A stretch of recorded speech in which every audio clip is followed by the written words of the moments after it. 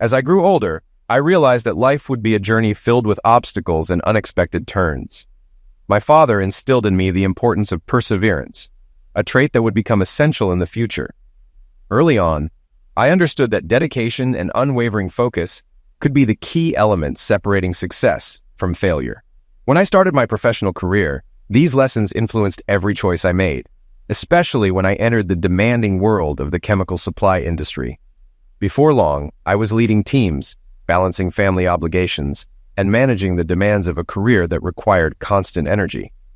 I took on these challenges, but they came with hidden costs, particularly when it came to spending time with my family. The balance between my work and home life became a delicate act, especially as new career opportunities brought added responsibilities. One Friday night, I was in my office, reviewing applications from hopeful candidates for upcoming roles in our department. As the regional head of a chemical supply company that specialized in soil enhancers, fertilizers, and weed control products, I knew that our success was closely tied to the farming community we served. With the growing emphasis on sustainable practices, our company prided itself on being a leader, ensuring that our products met the strictest environmental safety standards. 2 members of my office staff were leaving due to their husbands' recent promotions, which meant they would be relocating within the next 3 months. The urgency to find replacements was high. Our sales team covered 8 states in the heart of flyover country, and this year's sales growth had surpassed projections. Kathy, my executive assistant, peeked into my office and said, "Ed, all 8 candidates have confirmed their interview slots for Monday. I'm heading out now, so good night." Every Thursday, I traveled to one of the states in my region to conduct a half-day sales meeting on Friday before heading back home. This meant that Thursday evenings had become my wife's night to go out with her friends. Over the years, this routine had resulted in significant expenses for babysitting. My weekly visits gave our sales representatives important face-to-face support to address work-related issues and improve their performance. Over time, this approach had proven very effective. In 8 years, I hadn't lost a single team member, which was considered a significant achievement in the company.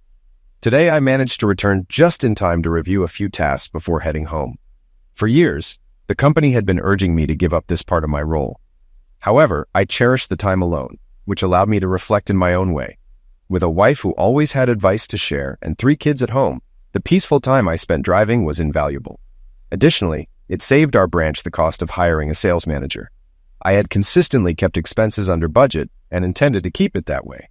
With all of our children now in junior and senior high school, and my oldest daughter, my pride and joy, preparing to graduate and start college at Southeast Missouri University in the fall, things were looking good for our family. She had earned a full scholarship provided by my employer. My youngest daughter had just turned 16 and was busy studying for her learner's permit. Grace, my wife of 20 years, had been the executive assistant to the district attorney since a year before our youngest was born. He had just been offered a new job as a lawyer for the federal government and had accepted it. The authorities seemed to appreciate his straightforward, no-nonsense approach. Turning it down would have been foolish, as it paid twice as much. He would be starting in 4 months. I never could quite figure him out. He was around my age, yet he had never married. I wasn't sure, but despite the rumors, I didn't believe he was not straight.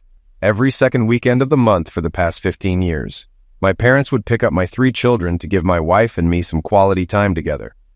When they first started this, my wife and I were at a critical point in our marriage. My parents believed we needed private time without the kids around. I have to admit it was the best gift they could have given us because it allowed my wife and me the time to reconnect. Without their help, we might have become another divorce statistic. We only had about 3 months left before this would end, as Amy, my oldest, would be working in our senator's office in Washington over the summer before starting her post-secondary studies in political science. A while ago, my dad, on a whim, bought each of my 3 children a kit from Ancestry.com with my approval and sent them in as a lighthearted experiment. According to the instructions, there would only be a match if someone related had also submitted their DNA to the program. My children discussed it with me, and I gave them the green light, saying that everyone has distant relatives they don't remember or know. Maybe it would lead to a new adventure for all of us. Amy suggested we keep it a surprise for their mother until we received the results. We knew it might take 5 or 6 months to get an answer. This weekend, we were headed to Nashville to see the Grand Ole Opry and planned to be back on Sunday. My wife had arranged this special trip to create another cherished memory for us. I met my wife, Grace, during my last year of university at a football game. No, I wasn't one of the players on the field. I was one of the overlooked workers selling food at inflated prices to the crowd. She was one of the medical coach's youngest daughters and always had access to free tickets. That day, she got into an argument with her date over something trivial that one of them misunderstood. One thing led to another, and I got caught in the middle. She pushed him and stepped aside, and he didn't see her move, hitting me from behind with full force. I tumbled down the concrete steps, my food tray flying. The next thing I knew, I woke up in the hospital with my head bandaged. The doctor told me I had 25 stitches due to a split forehead. Grace must have felt guilty because she visited me every day to make sure I was okay. She met my entire family before I even regained consciousness. I was later told that I had been in a coma for nearly a week due to internal injuries. As my vision began to clear, I saw an unfamiliar woman standing before me, radiant like a goddess.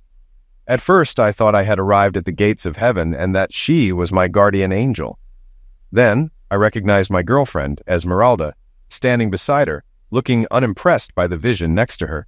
I closed my eyes and drifted back to sleep, hoping that when I woke up, Esmeralda would be gone and that this was just a dream. When I awoke, the scene was still the same, but Esmeralda was no longer there. She had decided to move on and find someone new to shower her with affection. It felt like my prayer had been answered. Grace stayed by my side, asking for nothing as I slowly rebuilt my life. I never asked for it, but we ended up dating. One thing led to another, and after graduation, I went into sales, and she secured her first job as an executive assistant. During a family gathering, her little cousin asked why she wasn't married yet, and she replied, "Because Ed hasn't asked me." 3 months later, I stood at the altar watching Grace walk toward me like a goddess. She was 5'8" with long blonde hair, deep blue, almost black eyes, and a figure that turned heads. We got married, but by our 5th year, we had reached a point where we were both ready to walk away. To this day, I don't understand what drove us apart, nor did she, as far as I knew. We had just left Lambert's on our way home. To me, it was a restaurant surviving on its reputation.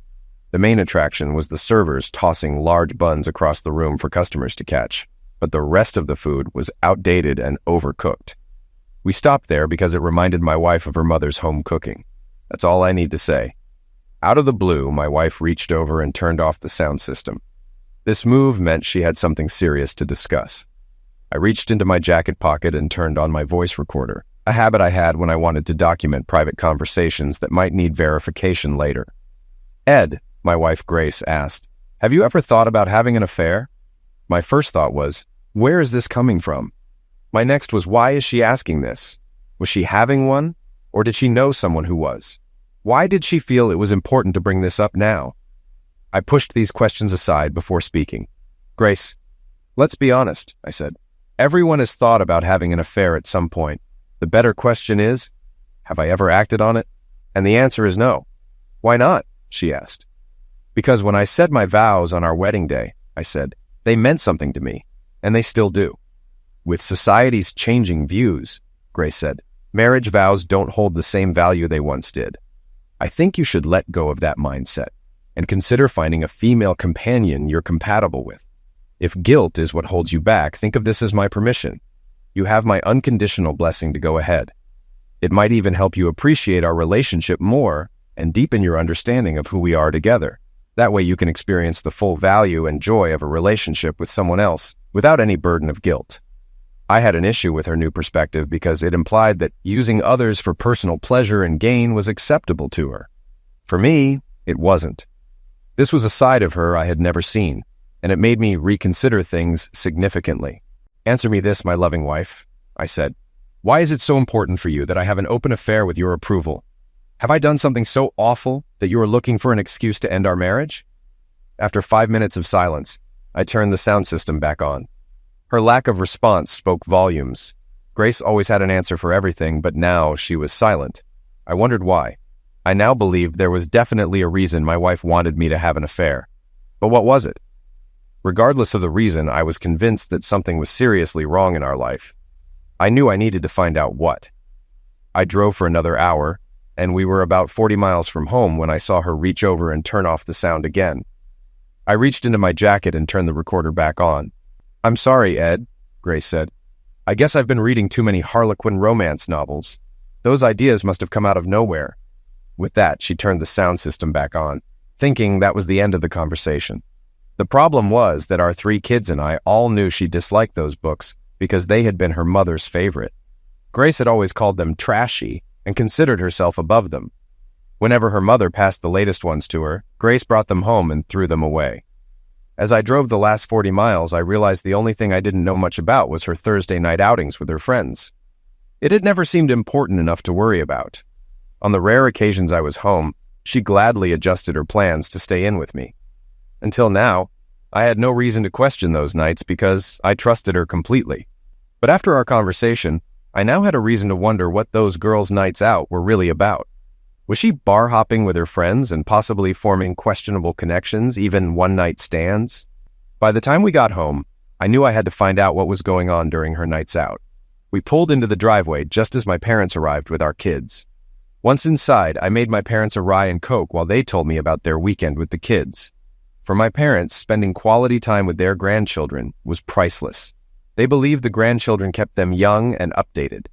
Each activity was tailored to what the kids wanted, exposing my parents to new cultural experiences. They stayed for about an hour before heading home. I walked them to their car.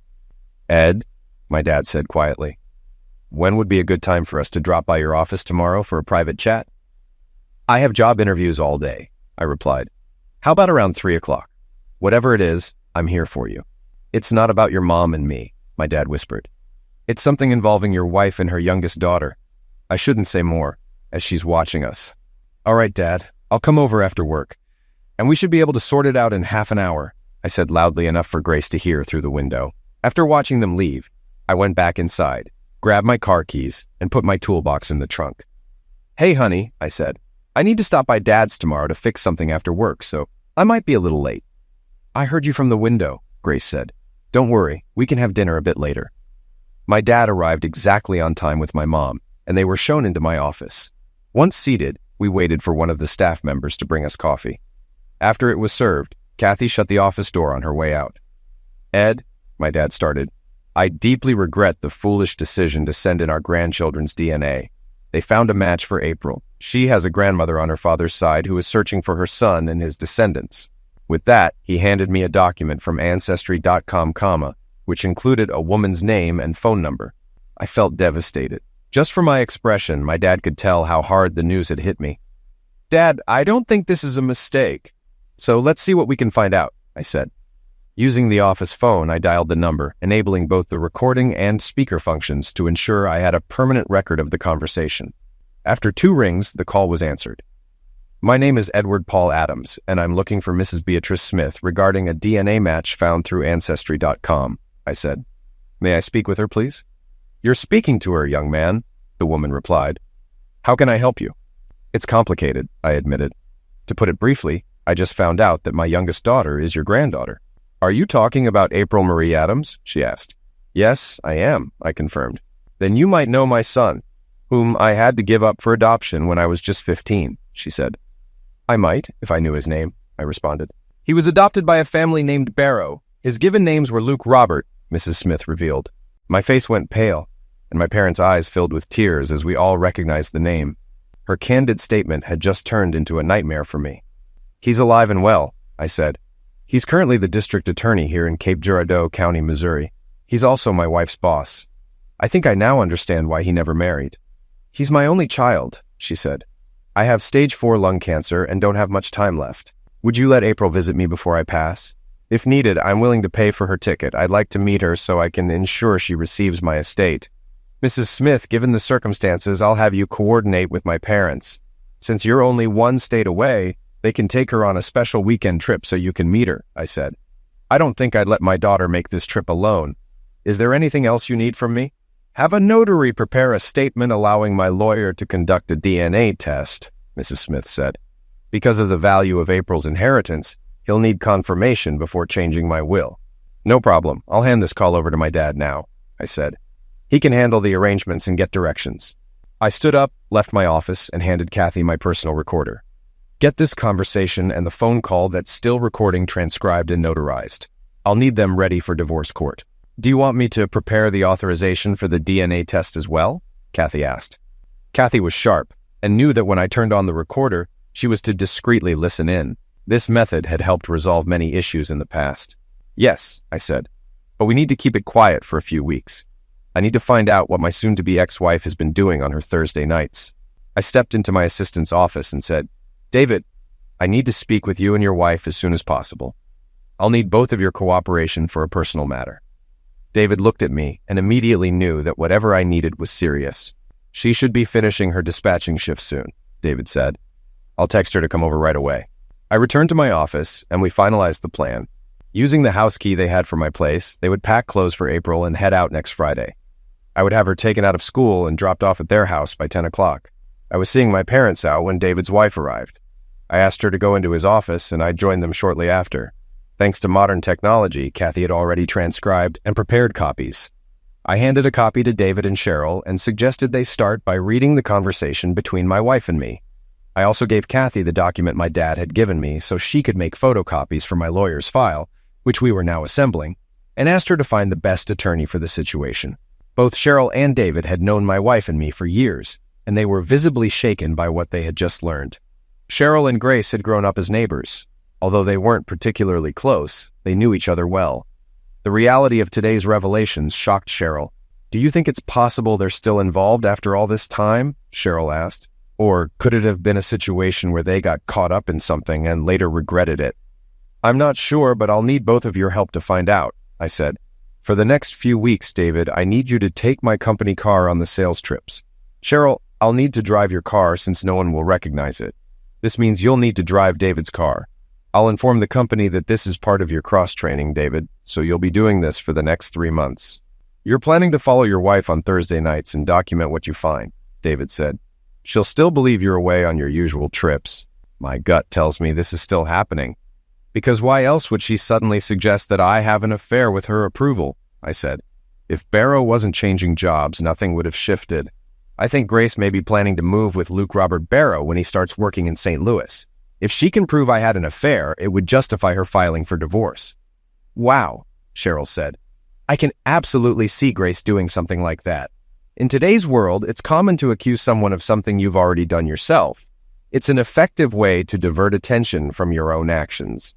"Ed, if you find evidence on one of those Thursday nights," Cheryl said, "call me, and I'll have dispatch send a couple of officers to visit her and her lover, saying you've been in a car accident. That way, I can get you a detailed police report about their state of dress or undress and where they were found. Some officers would love to get some payback on the district attorney for how he's treated them in the past." Kathy stepped in and said, "Dale Allen Britton left the district attorney's office 4 months ago because he couldn't work for him anymore. He started his own practice. I faxed him everything we've gathered so far, and he's waiting for you. You should go." "Ed, send my love and best wishes to Dale," Cheryl said. "Tell him we still miss him." I headed out to meet the man now preparing to go to the Supreme Court over the woman's right-to-life case regarding Roe v. Wade. His unique approach to the law had been turning everything he touched on its head. Things started to come into focus. Grace and I began having issues in our marriage right after she started working for Luke Barrow. That was around the time I was promoted to sales manager and began my 24-hour turnaround trips for sales meetings. If they were still involved every Thursday night, I'd unknowingly been the fool for over 15 years. They must have been laughing behind my back. Now, the expensive Christmas and birthday gifts from Luke to Grace made sense. Dale was waiting when I arrived.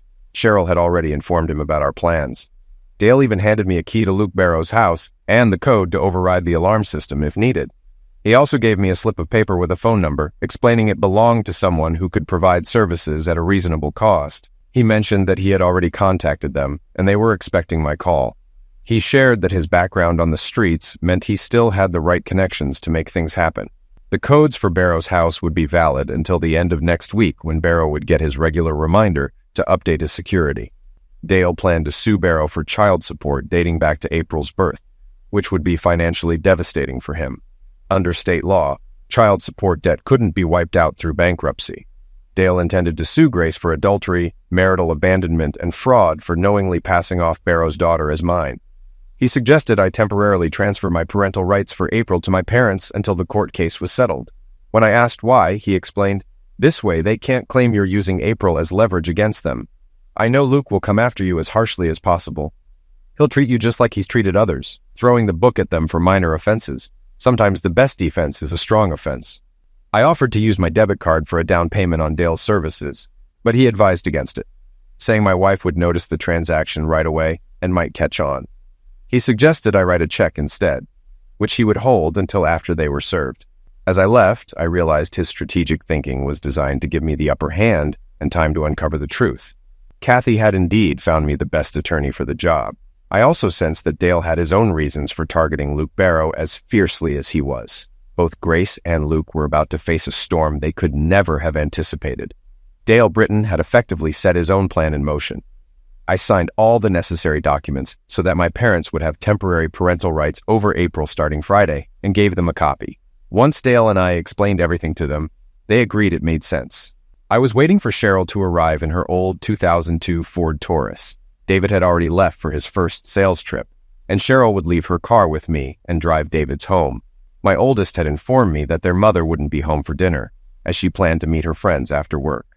As soon as Cheryl arrived, we made the switch, and I loaded my suitcase into the trunk. "Ed," Cheryl said, "dispatch and all the officers are on board. Just tell me where." "Thanks," I replied.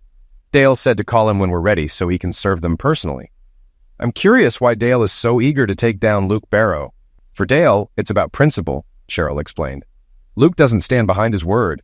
It was interesting to watch Grace and Luke leave separately, only to meet at Charlie's Bar and Grill for a steak dinner. Afterward, they parted ways temporarily. I positioned myself near Luke Barrow's house and waited. Dale's connections, now my team, were prepared, and I had a clear view of Luke's home.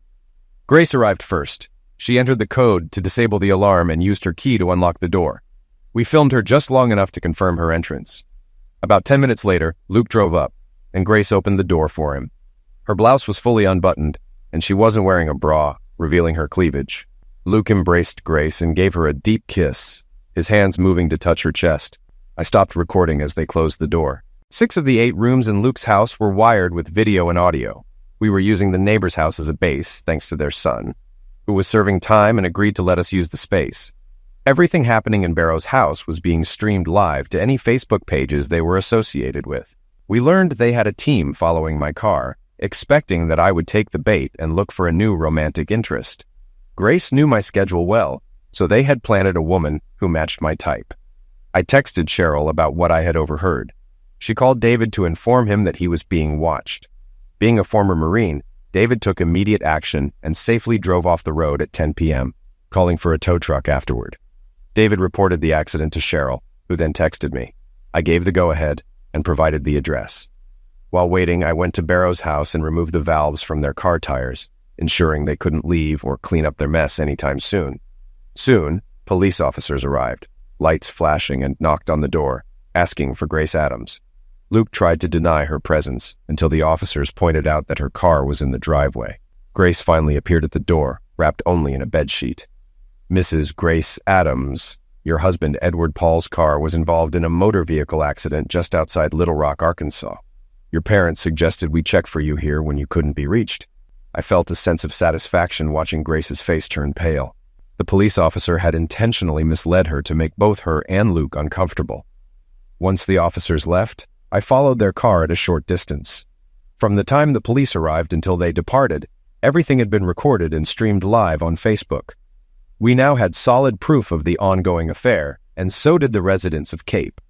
Around midnight, my oldest daughter Amy called and said, "Dad, Mom isn't home yet and my calls are going to voicemail. I'm worried she's never this late.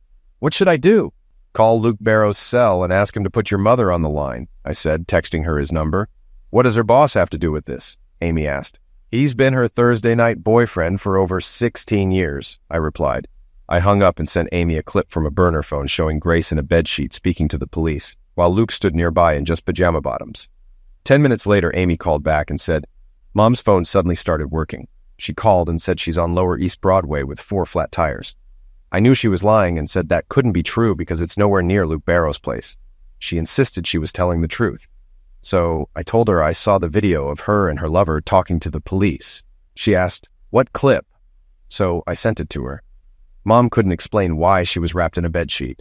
"I don't think she'll be home for a while, but could you do me a favor and open the front door?" I asked. As I got out of the car, Amy spotted me. She watched as I took my suitcase from the trunk and walked toward her. Just as I set the suitcase down, my phone rang. It was Dale Allen Britton. I answered and put the call on speaker. Ed, I just served them both at his house, Dale said. Your wife and her lover are now barred from coming within 500 feet of you or any of your children. I'll notify the Cape Police Department before heading home. Don't talk to her at all, Dale advised. If she shows up, even to collect her belongings, call the police. Understood, and so does my oldest daughter, I said. Thanks, Dale. Amy, could you open the garage so I can park Cheryl's car inside? I asked. I'm supposed to be in Little Rock. We did just that. Dad, is that why the locksmith came around 6 to change the locks? Amy asked. Yes, it was a last-minute decision, I replied. Kathy arranged it when it became clear that things would unfold as planned. What started all this? Amy asked. The DNA test your grandfather sent to Ancestry.com, I said. They found a match for April. He told me about it at work on Monday. When I contacted the woman, we learned that your mother's boss is her son, whom she gave up for adoption when she was 15. Amy broke down, and I held her until she calmed down. We dimmed the lights and went into the kitchen to talk quietly.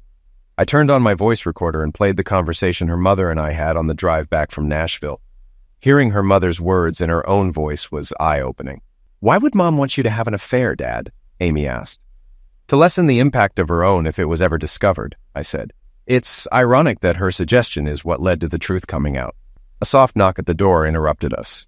Since I wasn't supposed to be home, Amy answered. It was a police officer who informed us that they had stopped a taxi with Grace in it and told her she would be violating a court order if she went any further. My oldest daughter and I spent the night discussing everything. We both came to the conclusion that Grace should have been a writer, given how many stories she'd told about her girls' nights out. I still can't believe Mom has had an ongoing affair with the same man for over 16 years, Amy said. How did we not see it? It was simple, I replied. You kids were young, and I was always traveling as the sales manager with weekly meetings in different states. I trusted her and our relationship enough to not question her having a night out with friends. We all trusted her, Amy said. That's why we were blind to what was happening behind the scenes. I sat there in shock. Until Amy said it, I hadn't realized it. Grace had used the trust we had in her to carry on the affair for so long. Amy saw the tears in my eyes and said, That's what hurts the most. It's not the affair or the lies. It's realizing that she used our trust as a tool to keep the only relationship that really mattered to her. If your mother could do that to people she claimed to love, I said, imagine what she'll do to us when she starts resenting us for what she's about to go through. Amy got up to make fresh coffee, and I noticed the first light of dawn. My phone buzzed with a text notification. It's from your mother, I said. She wants to talk as soon as possible. Says there's an issue with our oldest that needs discussing before I get back from my trip. How are you going to respond? Amy asked, worried. Don't worry, be happy. You and Luke can still laugh about the big doofus behind my back, I said as I typed. You can still move to St. Louis with Luke Barrow as you planned all along, just not with the kids. Amy looked at me, shocked. Your mother didn't need me anymore, I said. I had served my purpose. She wanted me to start an affair so she could use it against me in divorce court. She never imagined she'd get caught after all this time. It must have been hard for Amy to hear what I texted her mother. Most people can't face raw truth. They lash out at whoever reveals it. But over time, acceptance comes. I took Amy into my arms as she started to cry again. We managed to calm her down just as we heard Eric and April waking up. I turned on the kitchen TV to KVOS 12 to watch the morning news, as I usually did. Before long, they joined us for breakfast, surprised to see me home. We were all taken aback when my wife's image appeared on the screen. My son turned up the volume out of curiosity. My heart sank for my kids when I heard Luke and Grace talking about me. Grace said plainly, "The doofus is such a moron, he's blind to everything happening around him." Their mother then made a sarcastic comment about me that made them both burst into laughter. Then the reporter spoke. "I don't think they're laughing anymore," he said. After 5 hours of live streaming their long-term affair on Facebook, their plan to set Edward Adams up with a professional escort so Grace could divorce him and take everything has completely backfired. The next scene showed Dale serving both Grace and Luke with lawsuits. The news reporter detailed the nature of the lawsuits. April ran to me and sat on my lap, sobbing. It was a devastating way for a 16-year-old to find out that her father wasn't her biological father, but rather her mother's long-term lover was. Eric summed it up when he said, "If you're just a joke to Mom, what does that make the rest of us?" After April calmed down, Amy and I explained everything that had happened since their mother and I began our return from Nashville. I called their school to excuse them from classes on Friday and Monday, allowing time to process and handle their emotions. We were about to start breakfast when April said, "Dad, the police chief is on TV." We turned the volume up. The announcement confirmed that both Grace Adams and District Attorney Luke Barrow were now under a criminal investigation. A special task force from across the county had been assembled to lead the case. I thought to myself that when someone's behavior becomes public knowledge, society often reacts harshly, despite privately tolerating similar actions. Hypocrisy is woven into our everyday lives. After breakfast and tidying up, I had my 3 children sit down at the table. I showed them each a copy of the letter my dad had received. "April, my parents are going to take you to meet your biological father's mother. She's dying of cancer and has asked to see you. There's a significant reason for this, but I think it's best that she explains it herself. To me, you are and will always be my daughter. If you have any questions, ask your grandparents." "Amy, could you help your sister pack for the weekend while I call my parents?" I asked. As the girls left, my son said, "How are you holding up, Dad?" "I'm not," I admitted. "I'm fighting every moment to stay in control. Remember, if you ever go through something like this, as a father, you have to stay strong for everyone else." I called my parents and explained the situation. They said they'd come over as soon as they finished packing the car and had about an hour before their flight. I didn't realize it then, but at that moment, my relationship with my son changed for the better forever. The 3 of us watched as the daughter I had raised left with my parents to meet her biological grandmother for the first time. I prayed it would go well and that she would return feeling the same about me. At the district attorney's office, the atmosphere was grim. Grace had gone out to buy new clothes after her car had been towed and the tire valves replaced. Luke Barrow was reading the lawsuit against him.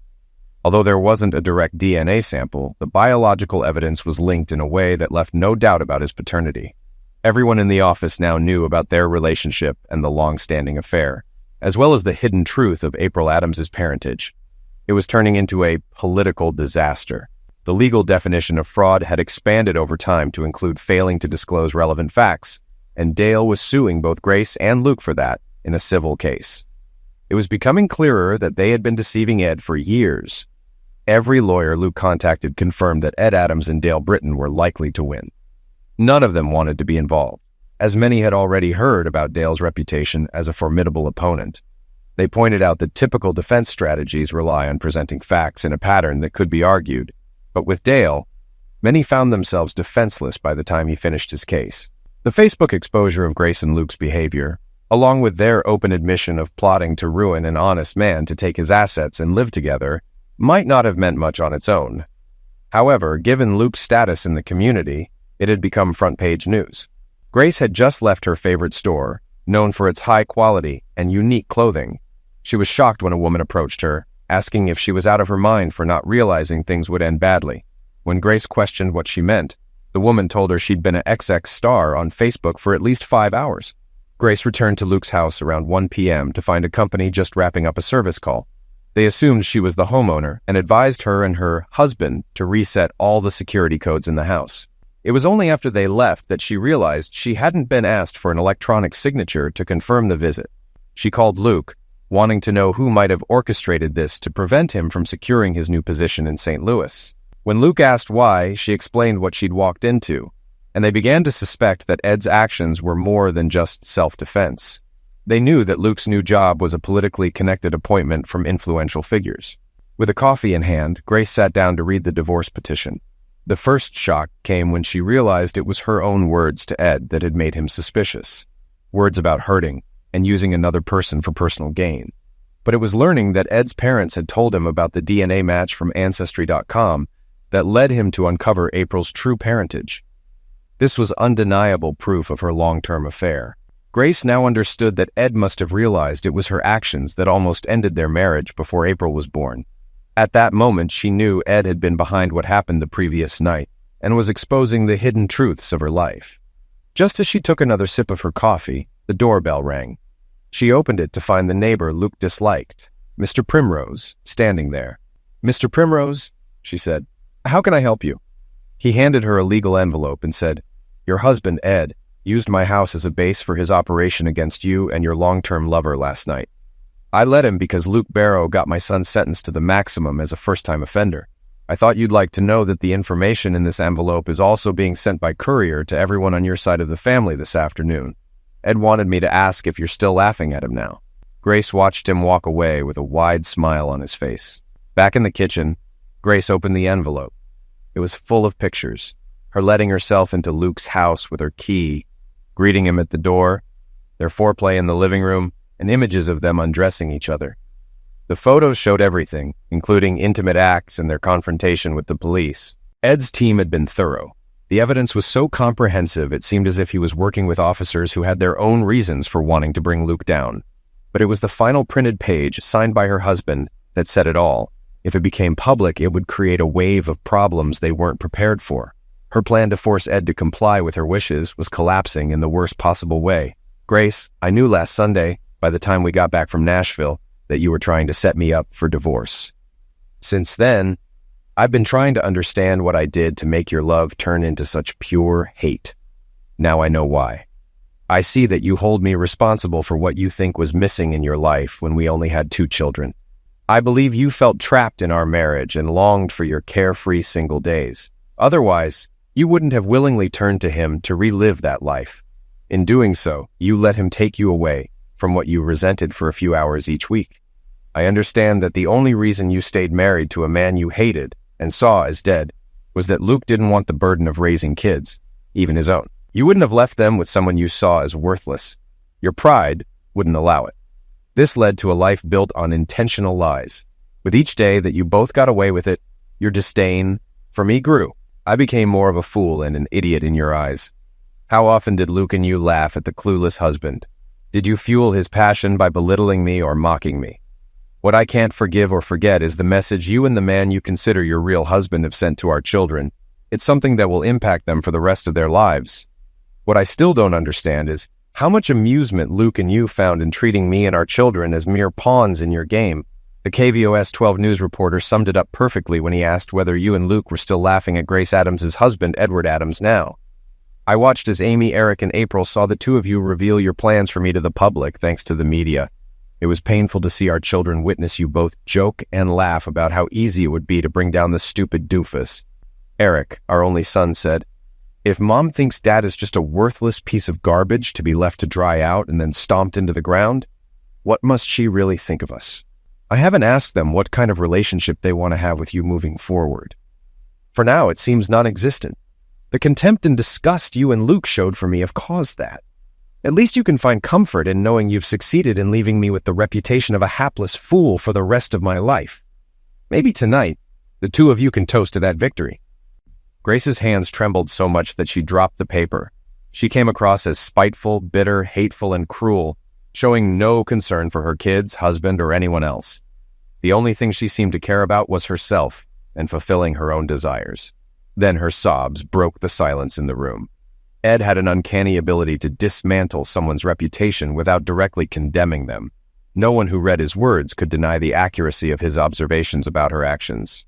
To Ed, everything she did appeared to be about maintaining her lifestyle rather than love. He must have realized that Luke was the one pressuring her to leave him and the children before she became pregnant with April. Luke's new job had pushed them to accelerate their long-term plans. Originally, they intended to wait until April graduated high school, when her true parentage could be revealed without significant fallout. Ed's letter effectively demonstrated that it was their own actions that proved his words true, and she was no longer laughing now. Ed believed that their disdain for him was why they were trying to ruin him completely. Without explicitly saying so, it was a declaration of war. If he was going down, he would make sure they did too. Grace picked up the divorce petition and continued reading. It was devastating. One of the lawsuits against them was for fraud due to hiding April's true parentage. She was also being accused of emotional and mental abandonment, adultery, and slander. The financial damages being sought in the fraud case made her feel sick. If Ed won, both she and Luke would be financially ruined for a very long time. Ed and his lawyer were proving that he could no longer be treated as the fool they thought he was. Saturday was chaotic for my 2 oldest and me. From early morning until about 4 in the afternoon, family members stopped by. Grace's parents, her 2 brothers, 1 sister, and their spouses came to show their support, each bringing a favorite dish to ensure we had food. Even my brother and sister traveled from out of town to check on me.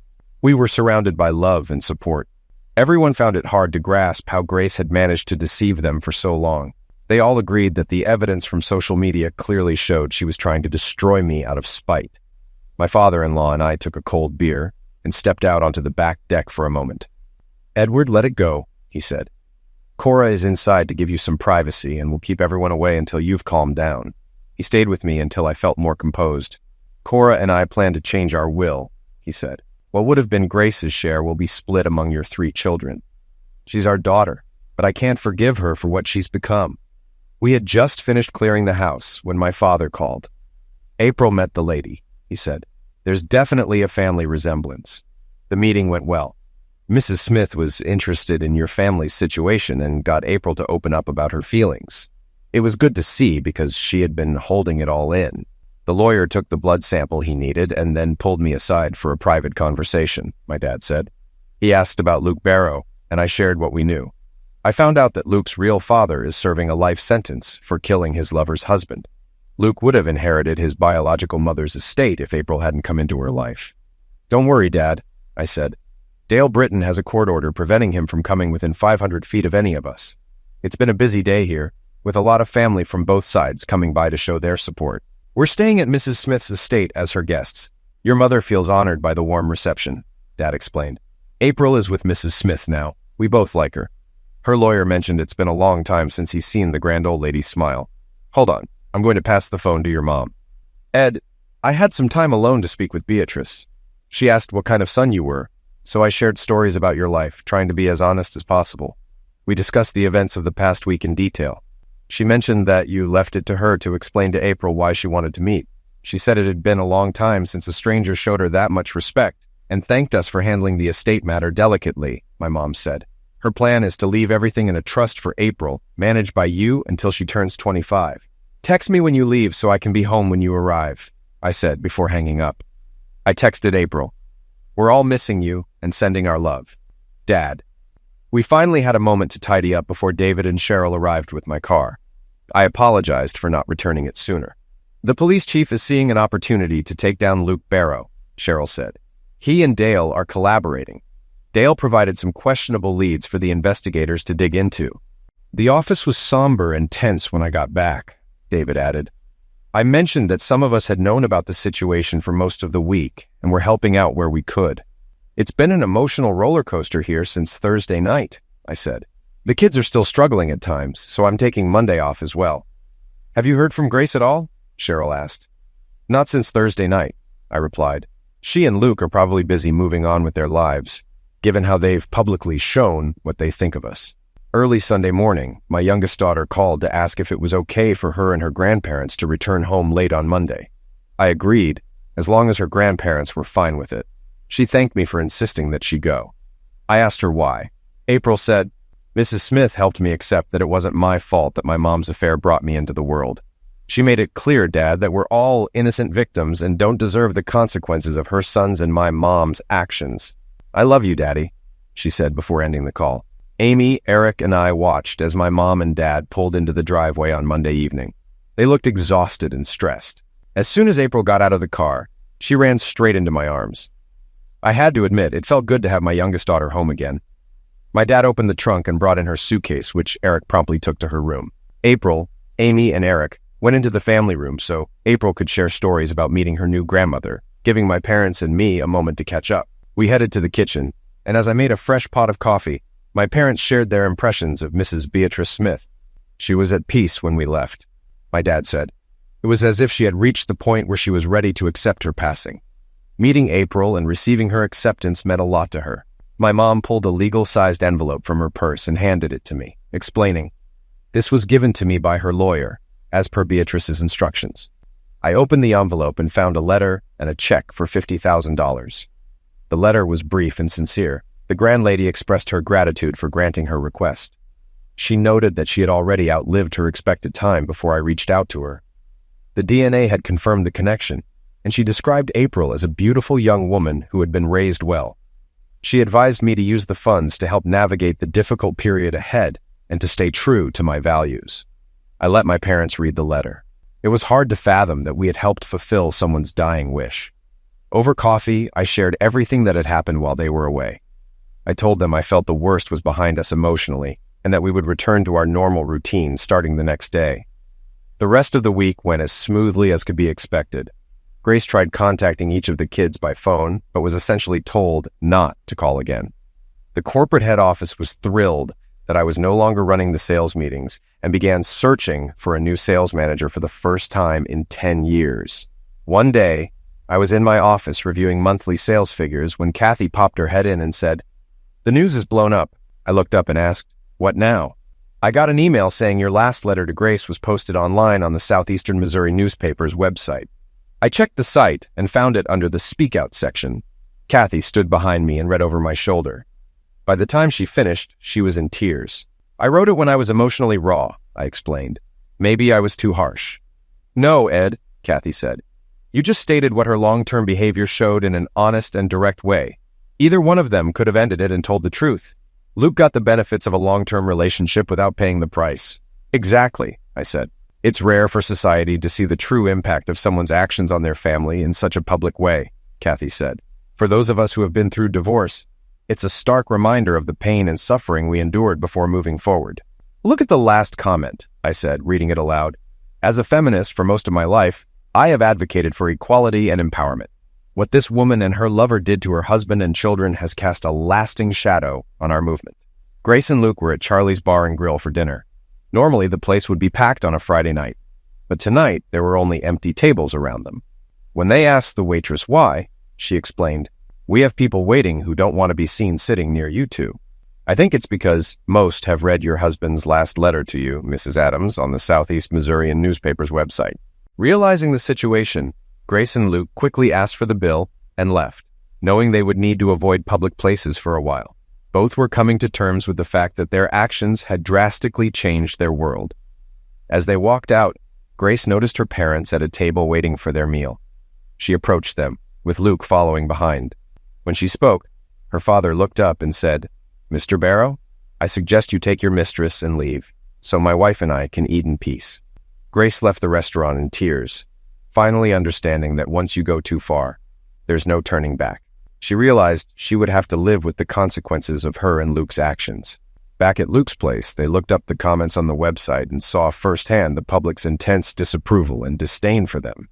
3 months later, I sat in the passenger seat of my car watching April drive. We were on our way to Wichita, Kansas, after learning that her grandmother, Beatrice, had passed away. We were headed to the airport to catch a private plane arranged by the estate. April was taking it hard, as they had grown close through their frequent phone calls since her visit. Amy and Eric had been a huge support, and as a result, the four of us were growing closer as a family. Both of them were encouraging me to start dating again, but I was hesitant. Once burned, twice shy. Luke and Grace had moved to St. Louis. The federal authorities allowed Luke to start his job early, and the county was more than happy to see him go, provided he repaid over $45,000 in questionable expenses.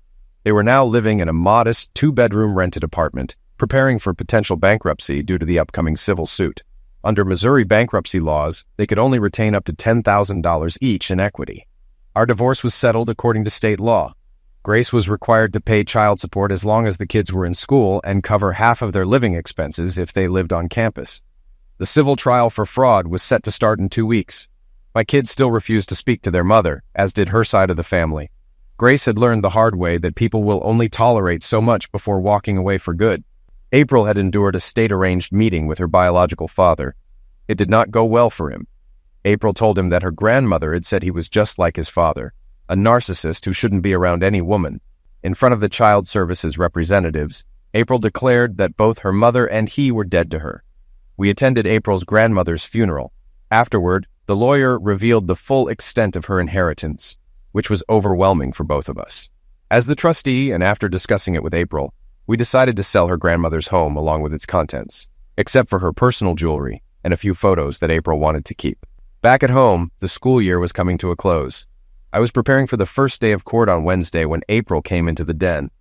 "Dad, can you arrange a meeting with Luke, Mom, their lawyers, and the two of us with Dale on Tuesday?" April asked. "I think so, but why?" I responded. "I want them to see the real cost of what they did," April said. "Grandma Beatrice suggested it to me. I called Dale and we set it up. It was a bright, sunny day when we sat down with Luke, Grace, and their lawyers. I asked for this meeting," April began. "To my biological father, I have this for you. It's the location of your father and his request for you to visit him in prison. He's serving life for killing his lover's husband. You should know that you were conceived as the result of a maltreatment by a distant cousin when she was 14. April handed Luke the sealed envelope with his name on it. The expressions on Luke's and Grace's faces were unforgettable. You both should know that my biological grandmother left me over $100 million in a trust managed by my father, Edward Adams, until I turned 25. Luke, it would have been yours if she hadn't found out about me, April stated. When she learned about my conception and its circumstances, her strong moral principles took over, and that's when she wrote you out. To her, what you both did was disgraceful. Dale Britton, my trust will cover my father's legal expenses, April continued. Luke and Mom, you should consider mediation before going to court because, if necessary, we'll take it all the way to the Supreme Court. Mother, even though you brought me into this world through sin, it doesn't make it acceptable. Thankfully, my biological grandmother helped me understand that my father's sense of morals, principles, and standards is what defines me. I left that meeting feeling both proud and humbled. My daughter had said everything that needed to be said. Whatever happened tomorrow didn't matter, because today I realized I was blessed with what truly mattered.